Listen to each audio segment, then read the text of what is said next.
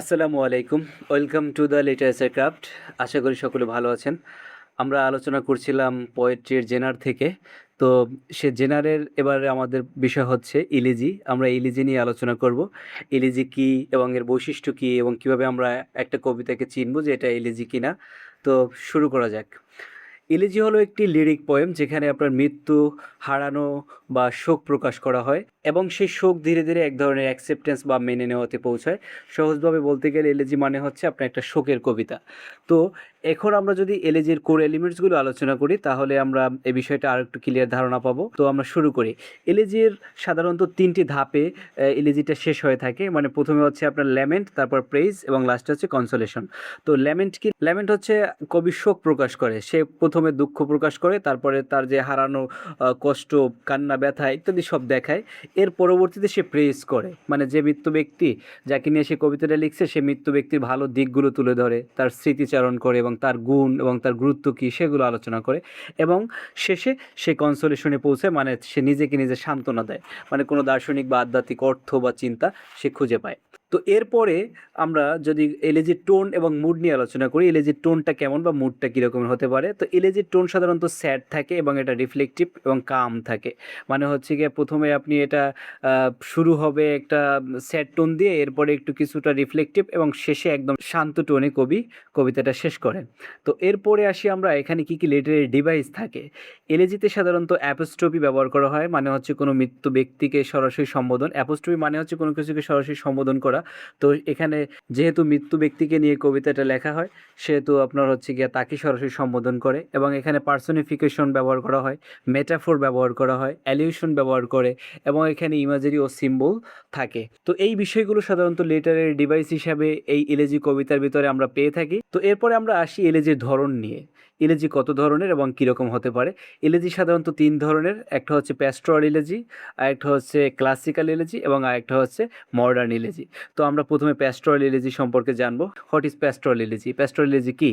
একজন কবি তার প্রিয় বন্ধুর মৃত্যুর জন্য গভীর শোক প্রকাশ করছেন, কিন্তু তিনি সরাসরি শহর, হাসপাতাল বা বাস্তব জীবনের কথা বলছেন না, বরং তিনি কথা বলছেন সবুজ মাঠ, নদী, পাহাড়, রাখাল, ভেড়া, বাঁশির সুর আর সেই প্রকৃতির মাঝেই তিনি তার শোক প্রকাশ করছেন। এই ধরনের কবিতায় কি বলা হয়? প্যাস্টোরাল ইলেজি। মানে হচ্ছে প্যাস্টোরাল ইলেজি হলো এমন একটি ইলেজি যেখানে কোনো মৃত্যু ব্যক্তি বা বন্ধুর জন্য শোক প্রকাশ করা হয়, কিন্তু সেই শোককে প্যাস্টোরাল বা গ্রামীণ প্রকৃতির জগতের মাধ্যমে উপস্থাপন করা হয়। আরেকটু বলি, সেটা হচ্ছে এই যে প্যাস্টোরাল শব্দটা আসছে কোথা থেকে? প্যাস্টোরাল শব্দটা আসছে প্যাস্টোর থেকে, মানে প্যাস্টোর হচ্ছে শেফার্ড, এই প্যাস্টোর থেকে আসছে।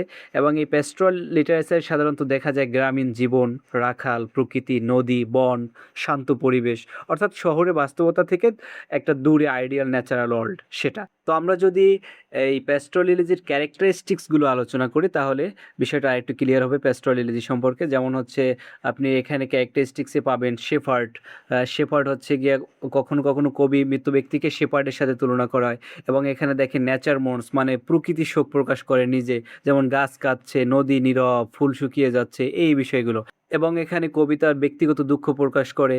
এবং হচ্ছে গিয়ে কবি এখানে এখানে কোয়েশ্চেনিং ডেথ আছে, মানে হচ্ছে গিয়া যে ডেথ কেন হয়, মৃত্যু কেন হয়, এই জাতীয় নিয়ে প্রশ্ন করে। এবং এখানে কনসোলেশন থাকে, মানে শেষে সাধারণত কিছু আশা বা স্পিরিচুয়াল কমফোর্ট আসে, যেমন মৃত্যু ব্যক্তি হয়তো হেভেনে বা শান্তিতে আছে, এরকমের আর কি। যেমন জন মিল্টনের লিসিডাস, এটা ইংলিশ লিটারেচারের সবচেয়ে ফেমাস প্যাস্টোরাল ট্রিলজি। এখানে জন মিল্টন তার বন্ধু এডওয়ার্ড কিংয়ের মৃত্যুতে এই পোয়েমটা লিখেছিলেন, কিন্তু তিনি সরাসরি বন্ধুর কথা বলেনি, তিনি বলেছেন শেফার্ড। এবং হচ্ছে গিয়া তিনি শেফার্ড ইমাজারি ব্যবহার করেছে, নেচার ব্যবহার করেছে, রিভার ব্যবহার করেছে, ফ্লাওয়ার্স, এইসব ব্যবহার করে তিনি তার দুঃখটা প্রকাশ করেছে। এবং আরেকটা উদাহরণ যদি দেই, সেখানে আপনি অ্যাডোনিস আছে পার্সিবিসি শেলির, এই পোয়েমটিও লেখা হয়েছিল জন কিটসের মৃত্যুর পরে।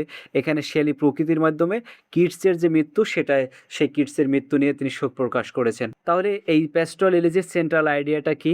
প্যাস্টোরাল ইলেজি আমাদের শেখায় মৃত্যু জীবনের অংশ, কিন্তু নেচার এবং মেমোরি মানুষের অস্তিত্বকে বাঁচিয়ে রাখে।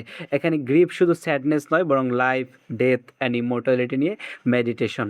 তো আশা করি প্যাস্টোরাল ইলেজি সম্পর্কে বুঝতে পেরেছেন। তো আমরা এখন আলোচনা করব ক্লাসিক্যাল ইলেজি নিয়ে।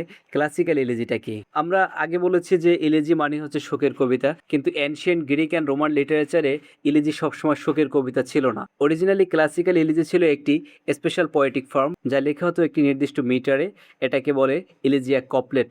মানে এই ক্লাসিক্যাল ইলিজিগুলো লেখা হতো প্রথম একটা লাইন যেটা ড্যাকটিলিক হেক্সামিটারে লেখা হতো এবং পরবর্তী ওই লাইনটা ফলো করে পেন্টামিটার ব্যবহার করে লেখা হতো। এই যে দুই লাইনের কম্বিনেশন, এটা কি বলে ইলিজিয়াক কপলেট। তো ক্লাসিক্যাল ইলিজি এটা একটা স্ট্রাকচার, এটা সম্পূর্ণরূপে শোকের কবিতা না কখনো কখনো। আমরা যদি এর মেইন ক্যারেক্টারিস্টিক্স আলোচনা করি, তো এখানে আপনার এলিজিয়া কপলেট ব্যবহার করা হয়, যেটা হচ্ছে হেক্সামিটার প্লাস পেন্টামিটার আগে বলেছিলাম, এবং এখানে আপনার পার্সোনাল ইমোশন থাকবে। এখানে কবিতার ভালোবাসা প্রকাশ করবে, হার্ট ব্রেক হবে, ডিজায়ার থাকবে এবং লোনলিনেস, একাকিত্ব ইত্যাদি আর কি প্রকাশ করবে। এবং এখানে আপনার মাইথোলজিক্যাল রেফারেন্সেস থাকে, হ্যাঁ, গ্রিক অ্যান্ড রোমান মিথস ব্যবহার করা হয়ে থাকে। এবং হচ্ছে এখানে মিউজিক্যাল রিফ্লেকটিভ স্টাইল থাকে। আপনার হচ্ছে গিয়ে ল্যাঙ্গুয়েজগুলো সাধারণত লিরিক্যাল থাকে, ইমোশনাল থাকে, অথবা কখনো কখনো ফিলোসফিক্যালও হয়। এবং এটার থিমটা কি, ক্লাসিক্যাল ইলেজি আপনার প্রায় লাভ, রোমান্স এবং হচ্ছে গিয়া বিউটি এবং হচ্ছে গিয়া টেম্পোরারি ইউথ, হ্যাঁ, এবং হচ্ছে গিয়ে আপনার ইমোশনাল সাফারিং এবং মাইথোলজি এবং হিউম্যান ডিজায়ার এই ইত্যাদি এটার আপনার হচ্ছে গিয়া থিমের ভিতরে থাকে। এবং এটার টোনটা সাধারণত রোমান্টিক হয়, রিফ্লেকটিভ হয় এবং কখনো কখনো ফিলোসফিক্যাল হয়, মেলানকলিকও হয়ে থাকে। আপনার ক্লাসিক্যাল ইলেজিতে অ্যামোরেস নামে একটা ইলেজি আছে, যেটা হচ্ছে গিয়া ওভিডের লেখা। তো এটা একটা লাভ ইলেজি, এখানে লাভ, রোমান্স, ডিজায়ার, ইমোশনাল কনফ্লিক্ট ইত্যাদি নিয়ে এই কবিতাটি লেখা হয়েছে, কিন্তু ইলেজিয়া কপলেটে। মানে হচ্ছে এই যে আগে বলেছিলাম যে ইলেজিয়া কপলেট কি, হেক্সামিটার এবং পেন্টামিটার ব্যবহার করে আপনার হচ্ছে গিয়া এটা লেখা হয়েছে। তো এই ছিল ক্লাসিক্যাল ইলেজি নিয়ে।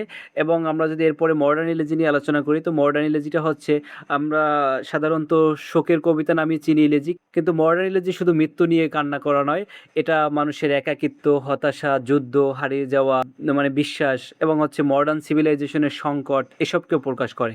মডার্ন ইলেজি হলো এমন এক ধরনের ইলেজিয়াক পোয়েম যেখানে কবি মডার্ন বিশ্বের ক্ষতি, মৃত্যু, বিচ্ছিন্নতা, হতাশা বা স্পিরিচুয়াল এমপ্টিনেস ইত্যাদি প্রকাশ করে। ক্লাসিক্যাল ইলিজি অ্যান্ড প্যাস্টোরাল ইলিজিতে সাধারণত একজন ব্যক্তির জন্য শোক প্রকাশ করা হতো, কিন্তু মডার্ন ইলিজিতে শোকের বিষয় অনেক বড় হয়ে যায়। এখানে কবিরা শোক করেন মানবতার পতনের জন্য, যুদ্ধের জন্য, সিভিলাইজেশনের সংকটের জন্য, এবং হচ্ছে গিয়া ফেইথ হারিয়ে যাওয়ার জন্য, এবং হচ্ছে লনলিনেস থাকে মানুষের, এই লনলিনেসের জন্য। তো মডার্ন ইলিজির ক্যারেক্টারিস্টিক্সগুলো কী কী, এখানে আপনার সেন্স অফ লস থাকে, হ্যাঁ, মানে হচ্ছে সবচেয়ে বড় বৈশিষ্ট্য হলো এটাই যে লস মানে হারানোর অনুভূতি থাকবে। সেটা প্রিয় মানুষের মৃত্যু হতে পারে এবং চাইল্ডহুড হারানো হতে পারে, মরালিটি হারানো হতে পারে, ফেইথ হারানো হতে পারে, অথবা হিউম্যানিটি হারানো হতে পারে। এবং এটার ভিতরে আপনি লোনলিনেস পাবেন। এবং এখানে আপনার হচ্ছে গিয়ে কনসোলেশন অ্যাবসেন্স থাকবে। ক্লাসিক্যাল ইলিজিতে যেমন হচ্ছে শেষে স্পিরিচুয়াল একটা কমফোর্ট পাওয়া যেত, কিন্তু মডার্ন ইলিজিতে অনেক সময় কোনো শান্তি নেই, শুধু আছে আনসার্টেনিটি। এবং হচ্ছে এই মডার্ন ইলিজিটা ফ্রি স্ট্রাকচারে লেখা হয়, এখানে কোনো সাধারণত স্ট্রিক্ট ফর্ম ফলো করে না, অনেক কবি ফ্রি ভার্স ব্যবহার করে এটা লেখা হয় এবং ইরেগুলার রাইম ব্যবহার করে থাকে। এবং এই কবিতার টোনটা সাধারণত ডার্ক হয়ে থাকে, মেলানকলিকও থাকে এবং প্যাসিমিস্টিক থাকে, রিফ্লেকটিভ থাকে এবং ফিলোসফিক্যাল থাকে। এবং এই মডার্ন ইলেজির থিমটা কি, মডার্ন ইলেজির থিমে সাধারণত আপনার death, isolation, war, loss of faith, meaninglessness ইত্যাদি দেখা যায়। এবং এই কবিতায়ও প্রচুর লিটারি ডিভাইস ব্যবহার করা হয়ে থাকে, সাধারণত যে সকল লিটারি ডিভাইসগুলো অন্যান্য কবিতায় ব্যবহার করে এখানেও সেরকম ব্যবহার করা হয়ে থাকে।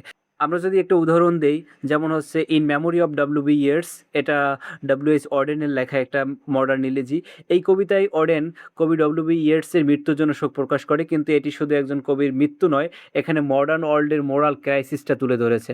হ্যাঁ, এখানে বলেছে যে পোয়েট্রি মেক্স নাথিং হ্যাপেন, মানে এই লাইন মডার্ন মানুষের হতাশা ও হেল্পলেসনেস যেটা আছে সেটা প্রকাশ করে।